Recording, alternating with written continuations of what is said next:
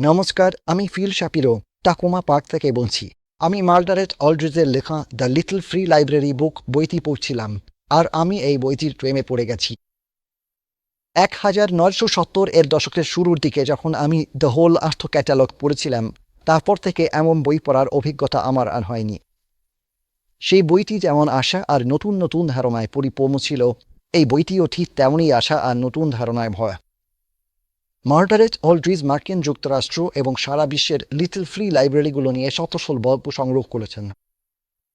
এতে 350টি রঙিন ছবি রয়েছে। আর আপনারা হয়তো লিটল ফ্রি লাইব্রেরির গল্পটা জানেন। এর শুরুটা হয়েছিল উইসকনসিনের এক ব্যক্তি টরবলের হাত ধরে, যিনি তার মায়ের স্মৃতির উদ্দেশ্যে প্রথম লিটল ফ্রি লাইব্রেরি তৈরি করেছিলেন। তার মা একজন স্কুল শিক্ষিকা ছিলেন বলেই আমার মনে হয়। তার কাঠের কাজ করার খুব একটা দক্ষতা ছিল না, কিন্তু তিনি এটা করতে চেয়েছিলেন, তাই তিনি বাতিল বা পুনর্ব্যবহারযোগ্য জিনিসপত্র দিয়েই এটি তৈরি করেছিলেন। এরপর তিনি ইউনিভার্সিটি অফ উইসকনসিন ম্যাডিসনের তার বন্ধু লি ব্রুকসের সাথে যোগাযোগ করেন এবং তারা দুজনে মিলে এই প্রকল্পটিকে আরও বড় করার সিদ্ধান্ত নেন। বর্তমানে প্রতি মাসে 1,000 বেশি লিটল ফ্রি লাইব্রেরি তৈরি হচ্ছে। তাই যে বিষয়টি একটি ছোট ধারণা হিসেবে শুরু হয়েছিল, তা আজ একটি বিশ্বব্যাপী আন্দোলনে পরিণত হয়েছে। আর এই বইটি পড়ার সময় আপনি না ভেবে পারবেন না যে যদি সেই ছোট ধারণাটি একটি বিশ্বব্যাপী আন্দোলনে পরিণত হতে পারে, তবে আর কোন ছোট ধারণাগুলো বিশ্বব্যাপী আন্দোলনে পরিণত হতে পারে।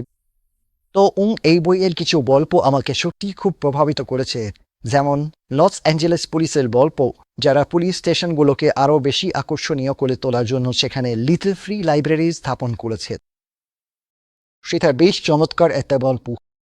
আর উইসকনসিনের কারাগারের বন্দীদের কথা বলে আমার খুব ভালো লেগেছে।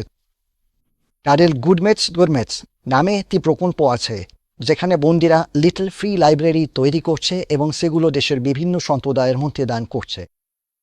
আর মিনিয়াপলিসে আরেকটি খুব চমৎকার প্রকল্প ছিল, যেখানে তারা একটি এলাকার প্রতিটি ব্লকে একটি করে লিটল ফ্রি লাইব্রেরি স্থাপন করছে। আমার মনে হয় এটা উত্তর মিনিয়াপলিস শহরের এমন একটা অংশ যেখানে ছাত্রছাত্রী এবং প্রাপ্তবয়স্কদের বইয়ের সুযোগ হয়তো খুব একটা নেই, তাই এটা সত্যিই খুব আকর্ষণীয় ছিল।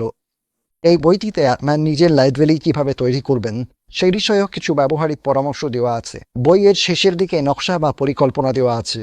কিভাবে একটি কাউন্টার সেট আপ করবেন সে সম্পর্কেও তথ্য আছে, যাতে আপনি জানতে পারেন কতজন মানুষ আপনার লিটল ফ্রি লাইব্রেরি খুলেছে। এই বইটি পড়ার সময় আমি এতটাই মুগ্ধ হয়ে গিয়েছিলাম যে আমি ইউটিউবে গিয়ে লিটল ফ্রি লাইব্রেরি সার্চ করলাম, আর আমি অনেকগুলো খুব আকর্ষণীয় ভিডিও খুঁজে গেলাম, যার মধ্যে লিটল ফ্রি লাইব্রেরি গানটিও ছিল, যেখানে একটি পরিবার লিটল ফ্রি লাইব্রেরি নিয়ে একটি গান তৈরি করেছে এবং অবশ্যই তারা তাদের লিটল ফ্রি লাইব্রেরি ঠিক পাশে দাঁড়িয়ে গানটি গেয়েছে। আরেকটা জিনিস যেটা আমার এই বইতে ভালো লেগেছে তা হলো পরামর্শগুলো। লেখক পরামর্শ দিয়েছেন যে কিভাবে একটি কমিউনিটি কাদের এলাকার লেখকদের লেখা নিয়ে একটি সংকলন তৈরি করতে পারে এবং সেটা তাদের লিটল ফ্রি লাইব্রেরিতে রেখে কমিউনিটি করার একটি মাধ্যম হিসেবে ব্যবহার করতে পারে।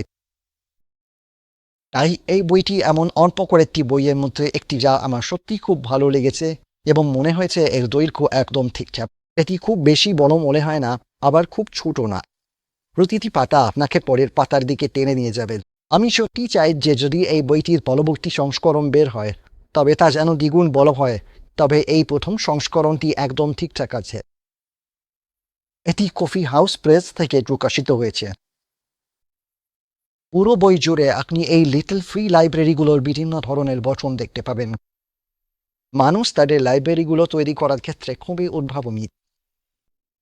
আর সত্যি বলতে বইটি পড়ে আমি দারুণ আনন্দ পেয়েছি।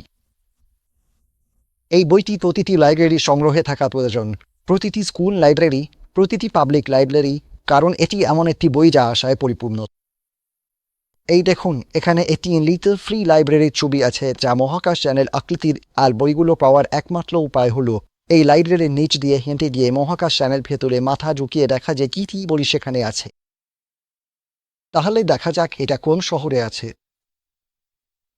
এটা নিউ ইয়র্কে আছে বলে মনে হয়, তাই এটা বেশ আকর্ষণীয়। দ্য লিটল ফ্রি লাইব্রেরি বুক সত্যি এক চমৎকার বলতে সংগ্রহ।